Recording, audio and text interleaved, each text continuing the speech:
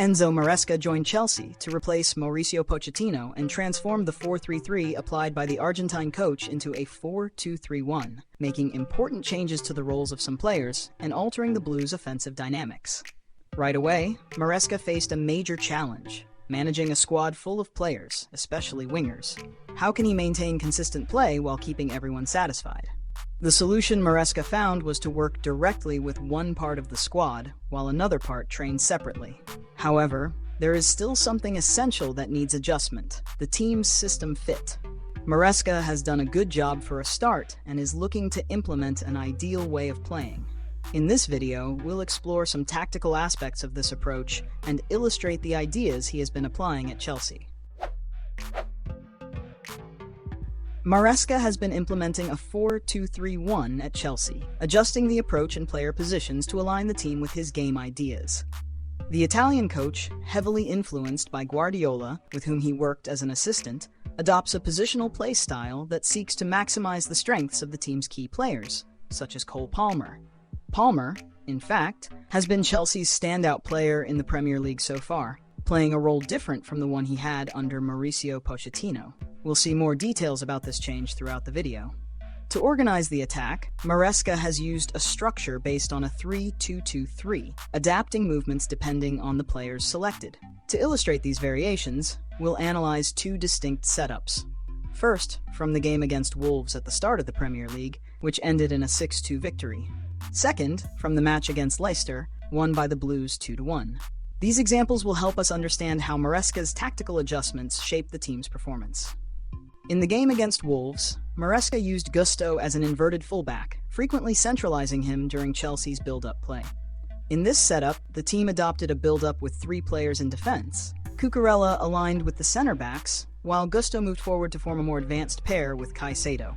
In some situations, Chelsea opted for a conventional build-up with two center-backs, freeing Cucurella on the left and repositioning Gusto in a wider role.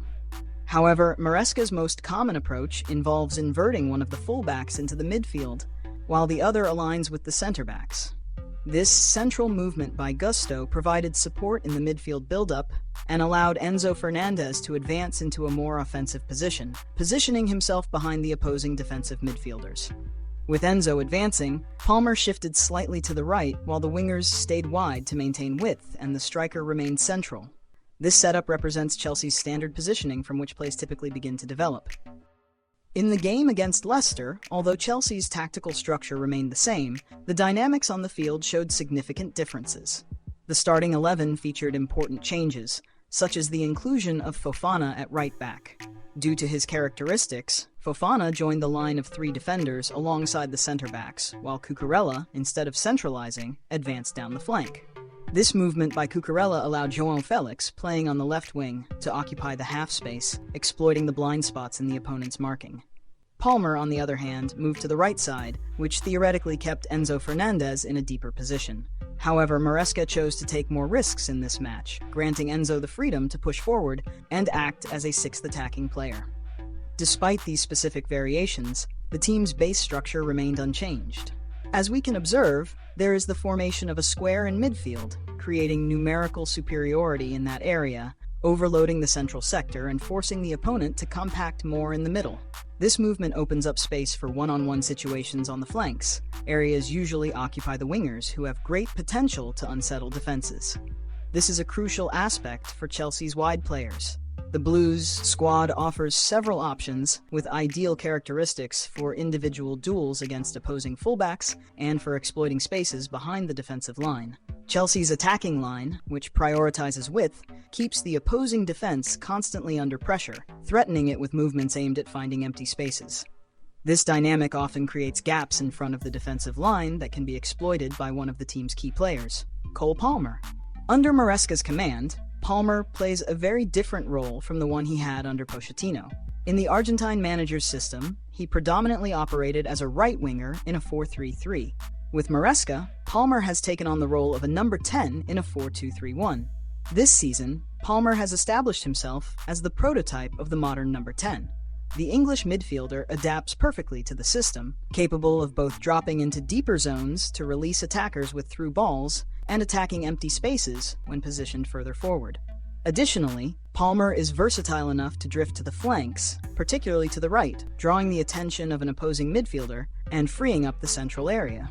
This allows the ball to be worked between the lines and enables assists for the more advanced players, who attack the space behind the opposing defense. In the game against Liverpool, a movement similar to the one described earlier occurred, but with specific adjustments due to the characteristics of the 11 players on the field. In this match, Reece James was positioned at right back, Gusto took the left back role, and Lavia played as a defensive midfielder. Chelsea opted for a back three, but with a different configuration. The right back, Reece James, aligned with the center backs to form the back three, while Lavia, unlike Enzo Fernandez in similar situations, stayed aligned with Caicedo and did not push forward to occupy spaces behind the opposing midfielders. In this case, it was the left back, Gusto, who took on the role of advancing inside as a midfielder. Despite these variations, the team's base structure was maintained, with movements adjusted to the individual characteristics of the players on the pitch. Another interesting point in this specific play was Nicolas Jackson dropping deeper. Liverpool was well organized defensively, but Palmer, by moving wide to the right, drew the attention of a defender, creating an important central space. This allowed Caicedo to receive the ball with more freedom, facing the play. With Caicedo in control of the play, Chelsea's forwards started making runs in behind, attacking the space behind Liverpool's defensive line. It was in this context that Jackson received a through ball, taking advantage of his speed and characteristic movement.